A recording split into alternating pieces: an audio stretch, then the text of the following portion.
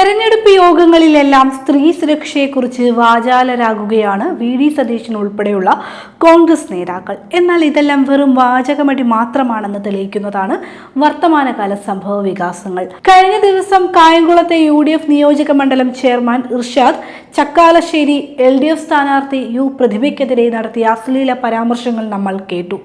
എന്തൊക്കെയാണ് കോൺഗ്രസിന്റെ സ്ത്രീ സുരക്ഷാ പദ്ധതികൾ എന്നറിയണ്ടേ? ഇനി കോൺഗ്രസിന്റെ സ്ഥാനാർത്ഥി പട്ടികയിലേക്കൊന്ന് കണ്ണോടിക്കാം. സ്ത്രീ പീഡന കേസിൽ ജയിലിൽ കിടന്ന വിൻസെന്റ് ആണ് കോവളത്ത് കൈപ്പത്തി ചിഹ്നത്തിൽ മത്സരിക്കുന്നത്. ഇതുകൊണ്ടൊന്നും തീരുന്നില്ല കേട്ടോ. ലൈംഗിക പീഡന പരാതി ഉയർന്നതിനെ തുടർന്ന് CPIM ജില്ലാ സെക്രട്ടേറിയറ്റിൽ നിന്നും സസ്പെൻഡ് ചെയ്ത PK ശശിയാണ് ഒറ്റപ്പാലത്ത് കോൺഗ്രസ് സ്ഥാനാർത്ഥി.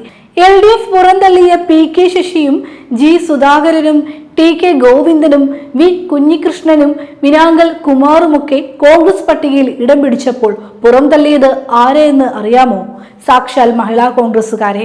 95 സീറ്റിൽ മത്സരിക്കുന്ന കോൺഗ്രസ് ഒരു സീറ്റ് പോലും മഹിളാ കോൺഗ്രസ് ഭാരവാഹികൾക്കായി മാറ്റിവെച്ചില്ല എന്ന് പറയുമ്പോൾ തന്നെ ഇവരുടെ സ്ത്രീ സുരക്ഷയെന്ന വാഗ്ദാനത്തിലെ ചതി മനസ്സിലാകും.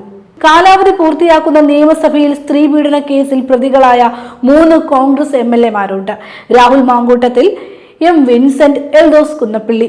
സീറ്റ് കിട്ടാതിരുന്ന എൽദോസിന് വമ്പൻ ഓഫറാണ് കോൺഗ്രസ് നൽകിയിരിക്കുന്നത്. എറണാകുളം DCC പ്രസിഡന്റ് സ്ഥാനം തന്നെ. ട്രാൻസ് വുമണെയും ഗർഭിണിയായ യുവതിയെയും പീഡിപ്പിച്ചുവെന്ന പരാതിയിൽ പ്രതിയാക്കപ്പെട്ട വ്യക്തിയാണ് രാഹുൽ മാങ്കൂട്ടത്തിൽ. ആ രാഹുലിനെതിരെ ഒരു നടപടിയെടുക്കുവാൻ പോലും കോൺഗ്രസിന് എത്ര നാൾ വേണ്ടിവന്നു എന്ന് കൂടി ഓർക്കണം. ഇതുകൊണ്ടും തീരുന്നില്ല കോൺഗ്രസിന്റെ സ്ത്രീ സുരക്ഷ. നടൻ ദിലീപ് പ്രതിയായ ബലാത്സംഗ കേസിൽ UDF കൺവീനർ അതിജീവിതക്കെതിരെ പരസ്യമായി രംഗത്ത് വന്നതും നമ്മൾ കണ്ടു.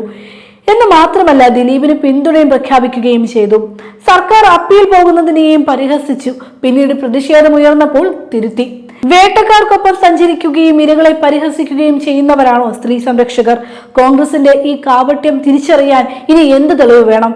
ജനങ്ങൾ ചിന്തിക്കട്ടെ.